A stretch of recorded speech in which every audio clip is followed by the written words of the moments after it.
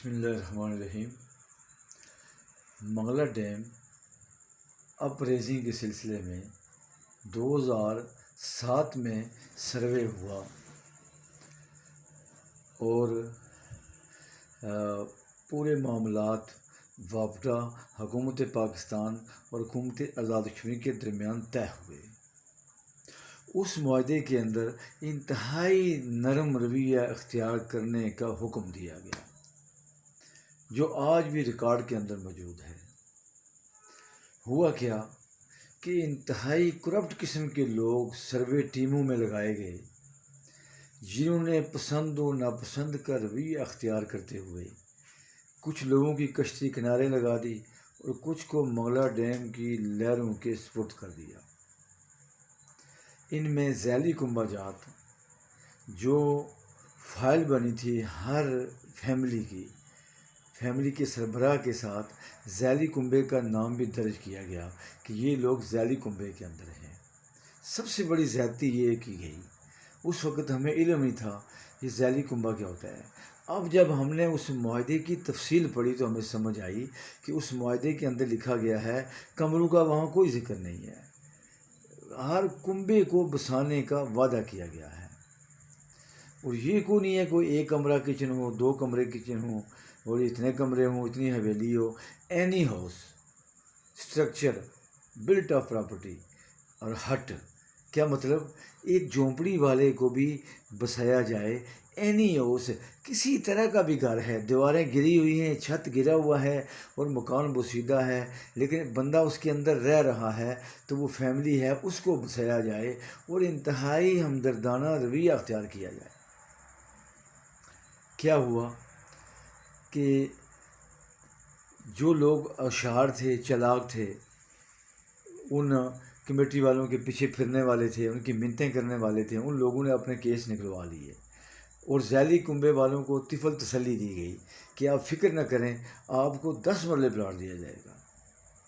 اس طرح مقامی لوگ بھی دھوکے میں آ گئے اور مہاجرین کی ایک بڑی تعداد جو ہے وہ دھوکے میں آ گئی اور ذیلی کنبے کے نام پر ان کو طفل تسلیاں دی گئی اور ٹرک کی بتی کے پیچھے لگایا گیا۔ کہاں 2007 اور 2025 ہے، ان لوگوں نے اپنے وعدے کو پورا نہیں کیا۔ حالانکہ پاکستان اور آزاد کشمیر کے آئین میں یہ لکھا ہوا ہے کہ شہریوں کے بنیادی حقوق کا تحفظ یہ عدالتوں کی ذمہ داری ہے، افسران کی ذمہ داری ہے اور یہ حکومت کی ذمہ داری ہے کہ تمام جو شہری ہیں وہ مساوی حقوق کے حقدار ہیں۔ ذیلی کنبے جات والے یہ لوگ ان کو خواہ مخواہ ایک ذیلی کنبے کے نام پر ان کو ذیلی کنبے میں ڈال دیا گیا، جس کا کوئی جواز نہیں ہے، کوئی جسٹیفیکیشن نہیں ہے۔ اس طرح بنیادی جو ان کا اخلاقی کام تھا حکومت کا، اس سے انہیں انحراف کیا اور انحراف کر کے وہ اللہ تعالیٰ کے بھی قانون کی خلاف ورزی کے مرتکب۔ اللہ تعالیٰ فرماتے ہیں کہ جو لوگ بے انصاف ہیں یہ ظالم ہیں، جو لوگ بے انصاف ہیں یہ کافر ہیں، جو لوگ بے انصاف ہیں یہی فاسق لوگ ہیں۔ تو اس طرح انہوں نے فسق و فجور و ظلم کا مظاہرہ کیا ہے حکومت نے۔ دیکھیں یہ کتنا بڑا پروجیکٹ تھا یہ ہے جی۔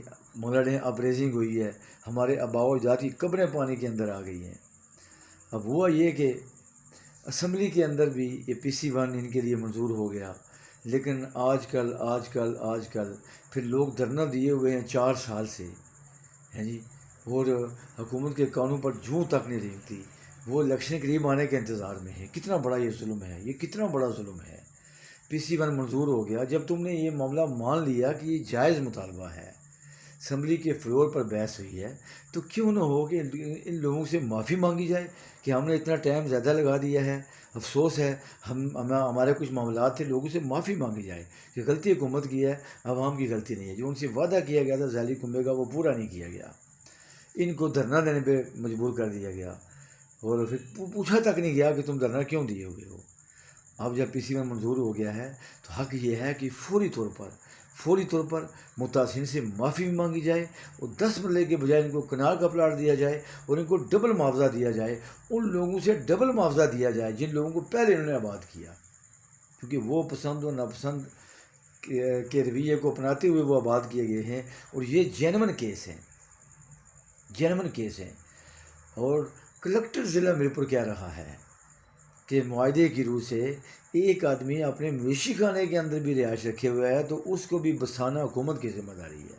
یہ میرے پاس قانون موجودہ بھی میں دیکھ رہا تھا، اس کے اندر بہت ظلم ہوا ہے لوگوں کے ساتھ. تو میں حکومت سے مطالبہ کرتا ہوں کہ اس وقت جو مہاجرین کی پٹی ہے، یہ نیو سٹی والے، یہ سارے بیدار ہو گئے ہیں. جب تک یہ سوئے رہے ہیں اور آپ دھینگا مشتی کرتے رہے ہیں، آپ نے کان نہیں دھرے ان کے معاملات کی طرف، یہ دھرنا بھی دیے ہوئے بیٹھے رہے لیکن آپ نے کان نہیں دھرے، آپ کے کانوں پہ جوں تک نہیں دیں گی. اب معاملہ یہ ہو گیا کہ نیو سٹی کی تمام تنظیمیں جمع ہو گئی ہیں. فی الفور یہ مطالبہ پورا کیا جائے اور ان کو ریلیف دیا جائے. یہ وہی نیو سٹی والے ہیں. جب انڈیا پاکستان کی جنگ ہوئی تو تھانے والے نے کہا کہ والنٹیئر نوجوان اپنے نام لکھائیں، تو پورے نیو سٹی کے نوجوانوں نے اپنی جان کے نذرانے پیش کرنے کے لیے نام لکھوا دیے. تو ان لوگوں کو آپ گروہ کر رہے ہیں جو محب وطن ہیں، جی، جو وطن کے لیے اپنی جان قربان کرنے کے لیے تیار ہیں. تو فوری طور پر اب ہم مظفرآباد نہیں آئیں گے، اور کیونکہ وہاں پہ PC 1 منظور ہو چکا ہے.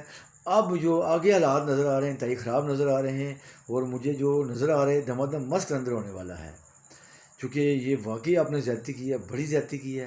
فوری اس کا ازالہ کیا جائے، اور فوری طور پر جو آپ کا یہ آفس ہے میرپور کا، اس کو حکم دیا جائے کہ فوراً لوگوں کو چٹھیاں جاری کی جائیں. یہ نہ ہو کہ حالات اس سے باہر ہو جائیں تو پھر یہ انتہائی خطرناک بات ہے. یہ ایسے لوگ جو محب وطن ہیں اور جن لوگوں نے قربانیاں دی ہیں اس ملک کے لیے، اب آؤ آزادی قبریں پانی میں آ گئی ہیں. ہر گھر میں لڑائی شروع ہے. 2 بھائیوں کے کیس ہو گئے ہیں، 3 کے ذیلی کنبے میں، وہ لڑ رہے ہیں آپس میں کہ کس طرح ہم اس کو تقسیم کریں. جی، یعنی پلاٹوں کو ہم کس طرح تقسیم کریں. تو قتل و غارت سے لوگوں کو بچائیں، ظلم و ستم سے لوگوں کو بچائیں. یہ بھائی بھائی سے لڑ رہا ہے، ہر گھر میں فتنہ فساد شروع ہو چکا ہے. فوراً اس کا ازالہ کیا جائے. یہ انتظامیہ جو میپر ہے، یہ ہمارے بڑے ہیں، یہ بھی ہمارے سروں پہ شفقت کا ہاتھ رکھیں، اور اس ناانصافی جو ناانصافی ہوئی ہے ان لوگوں کے ساتھ، اس کا ازالہ کرنے میں لوگوں کا ہاتھ بٹائیں. کہ آپ ہمارے میرپور کے اندر جتنے افیسران ہیں وہ ہمارے افیسران ہیں، وہ ہمارے سروں کا تاج ہیں، وہ ہم پہ حکومت کر رہے ہیں. ہمارا ان سے پرزور مطالبہ ہے کہ فوری اس مسئلے کا حل تلاش کیا جائے. یہ نہ ہو کہ بہت دیر ہو جائے تو پھر اس کا فائدہ نہیں ہے. تو فی امان اللہ. السلام علیکم ورحمۃ اللہ وبرکاتہ.